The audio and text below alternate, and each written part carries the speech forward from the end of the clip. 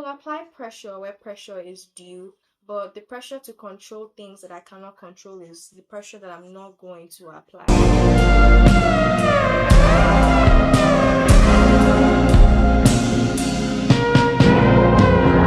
Seeing as this is an introduction, we're honestly not doing anything crazy today. I don't feel nervous at all concerning this series. You guys have no idea how long I have been waiting to start filming this. I remember one of my vlogs, that was when I was in year 1.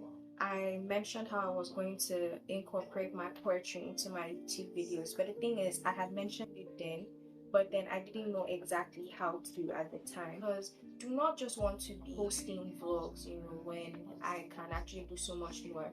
And limiting myself was honestly beginning to get uncomfortable. It's not like I was losing interest in my vlogs. I've always loved vlogs, but I've also always wanted to incorporate my poetry into my YouTube too as well. So welcome to the first episode of Poetry and Reflection. I'll be very honest, I'm currently actually experiencing writer's block because I started writing a poem. It's about hair. I'm enjoying this thing that I'm going to be a part of in school, and I was like, yes, I want to, perform this poem. I'm almost done with it, but I do not know why. I honestly just don't know the proper way to end it. So I decided that perhaps maybe if I talk, I would be able to, I'll be able to know what to write. I'm always trying to be so perfect, and it can be so exhausting. I view myself from the POV of, eldest daughter and first child, that to some extent I kind of forget that I am also a teenager who is trying to navigate her life, and henceforth I want to start putting that part of me first. Not in a way where I will neglect my responsibilities, but to some extent I feel like I do not give myself a break. I'm not here to bore you with all of that. I started reading this book. It's called Shoe Dog by Philip Knight. I love reading and I don't plan to ever stop reading. I feel like you can never stop learning and being. There's so much you think you know, but when you actually put yourself out there, you realize that there is actually a lot that you do not know. So we are constantly learning every day. I've been asking myself a lot of questions to make sure that I'm trying my hardest to ensure that I am not doing anything out of negative intentions, because sometimes you could start off doing something on the right foot, but as time goes your intentions kind of get clouded. Like YouTube, for instance, I do not do YouTube because it's another thing for me to conquer and prove myself. I do YouTube simply because of this is a space that I actually like, also always wanted to do ever since I was 13. You guys should have seen me when I was you guys see me during COVID era. Oh, I was trying a lot of things. Sometimes I actually miss that Sheila because my mind is still open, honestly. But I have so much audacity. I accomplished certain stuff within how many months that now I am struggling to do the same things. And I'm like, Sheila, why? Like, this wasn't hard for you when you first started. So, you guys, I feel the inspiration kicking in. My book is full. I got this book back in 2023. Sure? I've had this book since I was in year 12. This book is full. This is a letter that my mom wrote to me when I was in hostel. This is also a letter that my little sister wrote to me when I went to uni.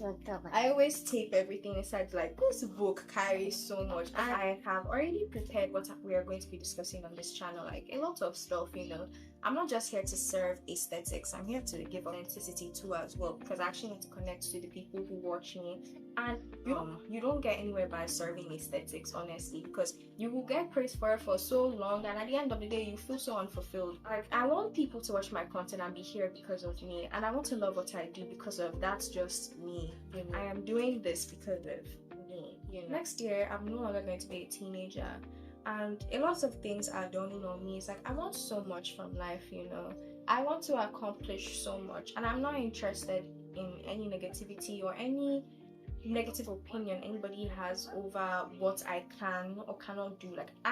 There is no time for that. I'm not interested in any of that. If you're going to state your opinion, you should give your opinion in a way that it is going to influence me positively. But if you have anything negative to say, keep it pushing, like kick rocks. I want so much from life, and at the same time I'm learning to be patient, because I put on all these invisible deadlines in my head, and it's like it gives me this sense of urgency to accomplish all those things, that I forget that everything in life will meet you at its time, at the time when it's supposed to meet you. So it doesn't matter how hard you force things, everything will come around eventually. I was watching this one movie, it's called Autumn in the City, and that was something that I learned. There is a time and a season for everything. I'm so sorry guys, if you hear Gigi TV in the background, it's because of my baby sister. She's in the room right now, and it's basically just me and her in the house right now. Reading She Dog by Philip Knight, and it was so encouraging. Like, I have made it up to, because it's not really split into chapters, it's kind of split into years. So he uses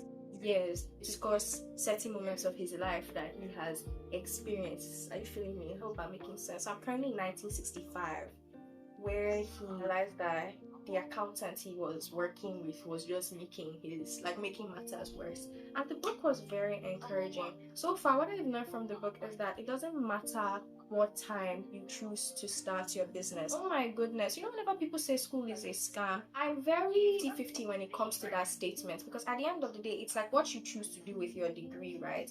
But he has everything. He graduated with honors from high school, university. He went for masters, yes, like I mentioned. Like, he has good records there too as well. And still, he wasn't where he needed to be. And I was just thinking, you could follow the system of certain things, like of the world, and at the end of the day, you still will not be happy, because if all those things were worth it, why was he so miserable? And the only reason why he had drive in life was when he decided to focus on his idea. You guys like my setup? I can't wait to have my own house, so that I'll have my own room for where I go to, like, how most people have studios in their rooms and all of that. I don't know what I'll call my own room, honestly, because I know for sure it definitely won't be a studio, but it will definitely be a room where I just stay in to be inspired. My creative process basically involved the environments I learned from people, experiences, or I could literally be, how artists,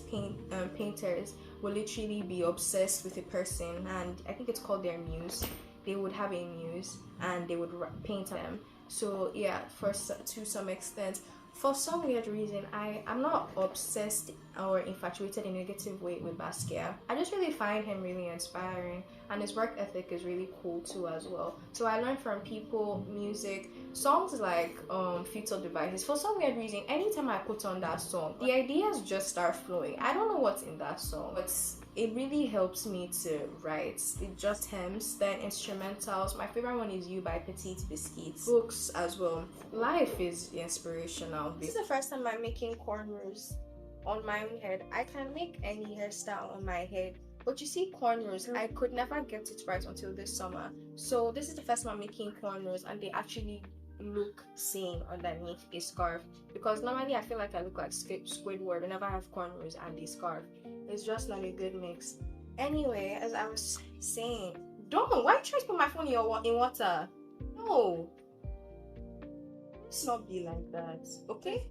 Okay, good. I'm no longer going to be a teenager next year, and I have all these desires to accomplish a lot of things, and obviously I am under no oath to disclose those desires, and I don't have to disclose them. I just have so many goals and aspirations that I want to accomplish, and I will apply pressure where pressure is due, but the pressure to control things that I cannot control is the pressure that I'm not going to apply, So I do not apologize for having those desires. I always feel like I have to shrink myself because I'm trying to sometimes make people comfortable, but I no longer want that for myself anymore.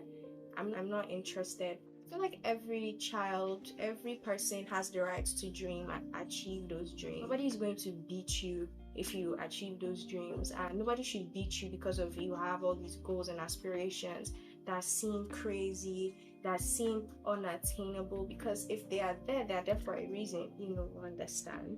So I am going to achieve everything that I want to achieve because it is possible. I always wanted to contribute to humanity in a positive way, any way that I can. So I think I have reached the end of this video. I said it wasn't going to be long because it's an introduction. I just wanted to connect. I'm not here to create mindlessly at all. I'm here to serve authenticity in the way that I can.